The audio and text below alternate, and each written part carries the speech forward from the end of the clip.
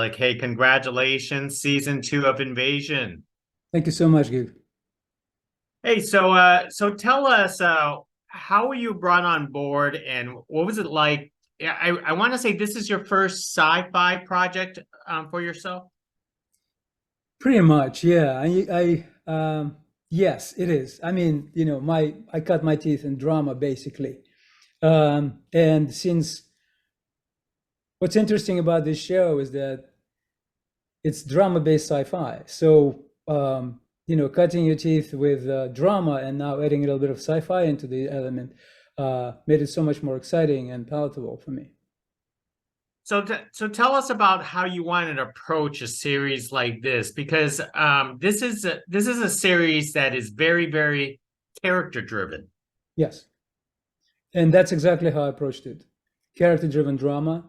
And it just so happens that, instead of, let's say, a physical war on the ground with an enemy from, say, terrestrial enemy from some other place, you have extraterrestrial enemy from invading from greater beyond. So, you basically just substituting one for the other, and then you have your very plausible scenario of fight.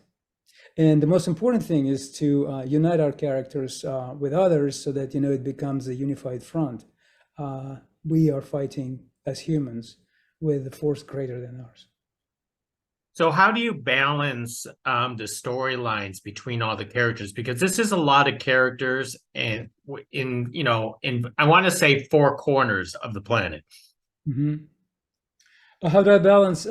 Really, there's universality element to it. It's basically, look, Anisha is a mom who's trying to save her kids, and she's on the run.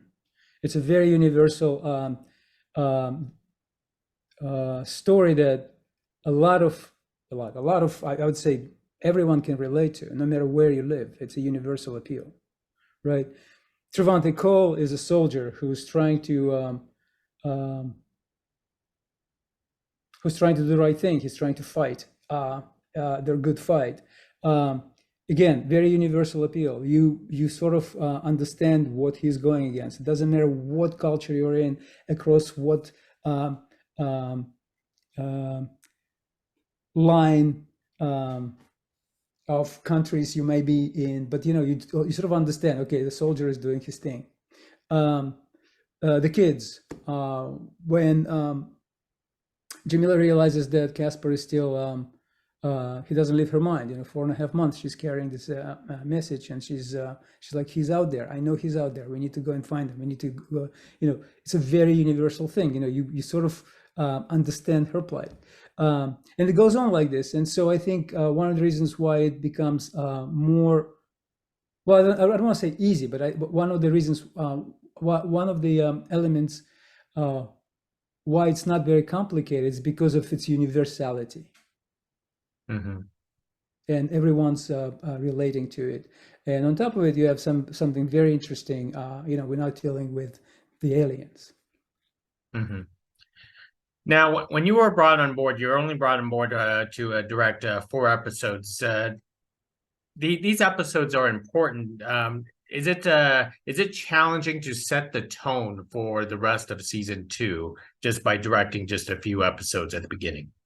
Well, I think the important thing was to set the tone in the first 3 episodes so that so they would stand apart from season 1, which fed as a segue into season 2, really. And so one of the reasons why we wanted to do season 2 a little bit more energetic and propulsive is to have it stand apart a little bit from season 1, and so when you watch the episode 1, for instance, right off the bat, it sets the tone.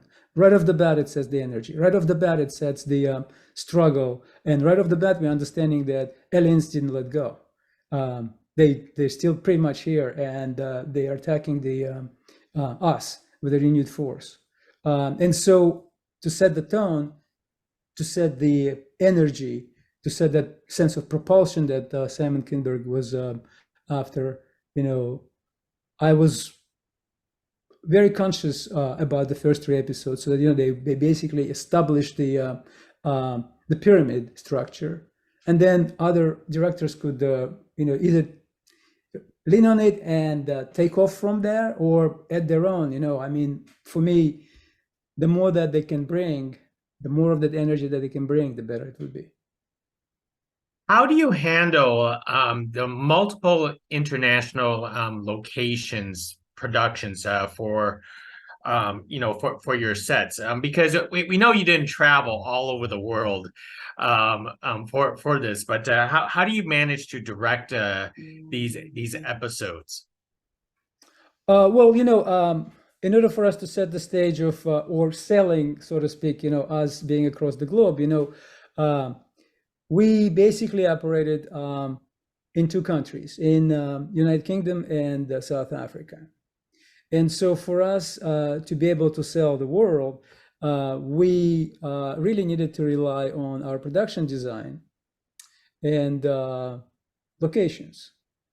So, for instance, in Cape Town, we needed to find something that looks like Osaka, Japan, something that looks like Oklahoma, United States, something that looks like British Columbia, which is Canada. So we basically needed to find something or elements in the landscape that could suggest that we're traveling in different parts of the world, and we were successful. And Simon Rogers, our production designer, with his key location personnel, really hold the key to this. I mean, they're there to be credited with the incredible achievement of finding these things.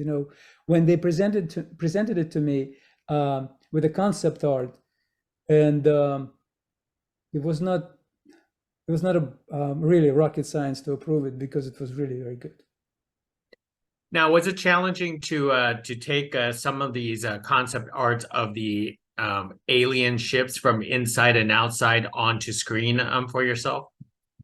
Again, challenging, yes, but I don't work alone. We work as a team, and we have a wonderful crew, really, that has it all conceptually in line. We all understand what we're doing. We are doing one movie. We're not there's not like 10 of us making 10 different movies. We're all doing the same thing. And so in order for us to have that sort of unifying structure, the very strong concept was laid out. Simon Kinberg, obviously, and his team were approving everything. We were trying to design things such that we all have common reference, like alien enclosure, or our aliens that are, well, you'll see hopefully the audience will watch the season. I don't want to create any spoilers, and they'll see how they adapt from one force to another force, and it becomes much more brutal. So for us to bring it all together, we need to have a very strong concept and then special visual effects. And so when we create it and we film it, the actual filming process, we always have some sort of a reference, special visual effects reference, be it a toy, be it a drawn figure, be it a person standing there, whatever it is, or fighting. And then we're replacing it in a special visual effects environment for the effects that we finally bring to the audience.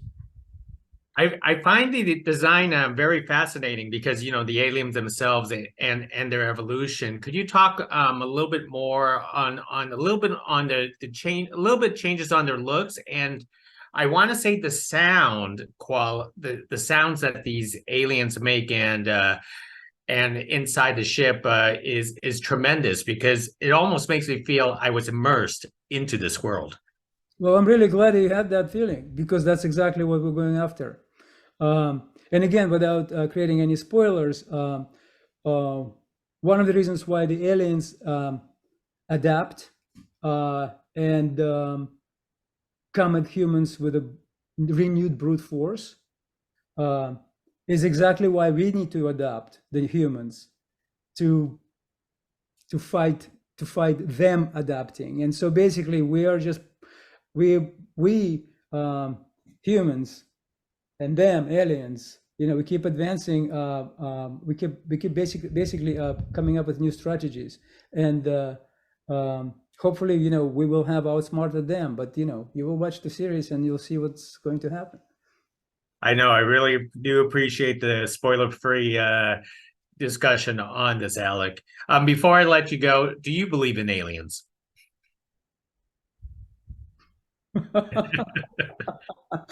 I'll let it be unanswered. Most excellent. Alik, thank you very much for this discussion for season 2 of Invasion. It is very, very good. I mean, it's very addictive. It's very binge worthy. So can't wait for everyone to check it out. Thank you very much. Great. It's nice to meet you. Nice to meet you too. Thank you.